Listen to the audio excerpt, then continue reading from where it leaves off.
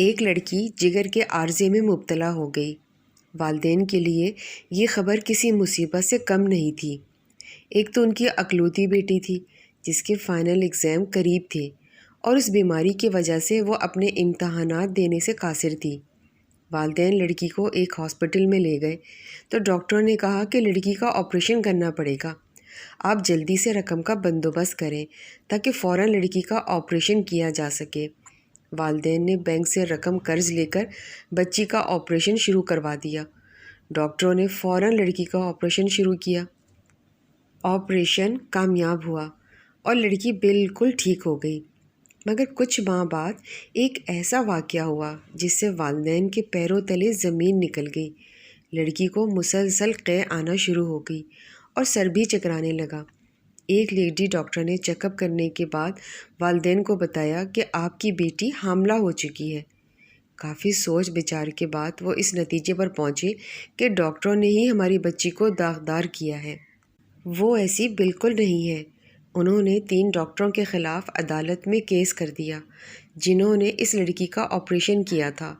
جب ڈاکٹروں کو اس بات کی خبر ہوئی تو ان کو بہت غصہ آیا۔ تینوں ڈاکٹر عدالت میں پیش ہوئے اور ساتھ ہاسپٹل کا دوسرا عملہ بھی گواہ کے طور پر حاضر ہوا، جنہوں نے ڈاکٹر کے حق میں گواہی دی کہ یہ ایک بے بنیاد الزام ہے۔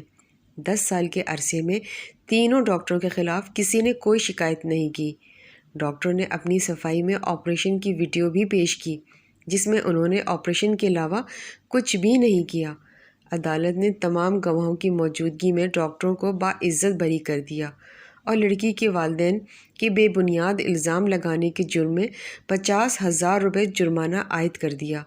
لڑکی کی پورے محلے میں بدنامی ہوئی جس کی وجہ سے اس نے اپنی نس کاٹ کر جان دے دی۔ والدین کو بھی اپنا محلہ تبدیل کرنا پڑا، مگر کہانی ادھر ختم نہیں ہوئی۔ اب مکافات عمل کا سلسلہ شروع ہوا۔ کچھ عرصے بعد ایک سرجن کی بیوی کسی کے ساتھ بھاگ گئی اور گھر کا قیمتی سامان اور زیورات بھی ساتھ لے گئی۔ ڈاکٹر صاحب یہ صدمہ برداشت نہ کر سکے اور اسے فالج کا جھٹکا لگا۔ پچھلے کافی عرصے سے وہ بستر پر معذوروں کی زندگی گزار رہا ہے۔ دوسرے ڈاکٹر کا کار ایکسیڈنٹ میں بہت نقصان ہوا، دونوں ٹانگیں کاٹنا پڑیں اور نوکری سے بھی ہاتھ دھو بیٹھا۔ جبکہ تیسرا ڈاکٹر جو سب سے سینئر تھا اور عمر میں بھی بڑا تھا، اس کی بیٹی گھر سے لاپتہ ہو گئی۔ اس نے پولیس میں رپورٹ درج کروائی مگر لڑکی نہ مل سکی۔ ایک ہفتے بعد کوئی بے ہوشی کی حالت میں لڑکی کو گھر کے دروازے پر پھینک کر بھاگ گیا۔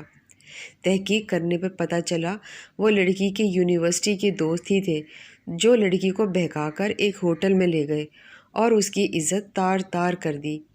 اس واقعے کے بعد ڈاکٹر اپنا ذہنی توازن کھو بیٹھا۔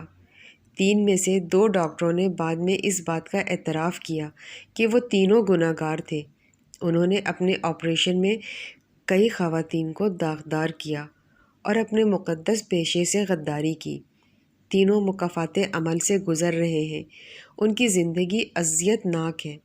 انہوں نے ایک خط میں اپنے نوجوان ڈاکٹروں کو نصیحت کی کہ مسیحا بن کر لوگوں کی خدمت کریں اور اس راستے پر نہ چلیں جس پر ہم چل پڑے تھے اور ایک ایسی دلدل میں پھنس گئے جس سے واپسی ممکن ہی نہیں۔ اسی لیے کہتے ہیں کہ کسی بھی پیشے کو ایمانداری کے ساتھ نبھائیں۔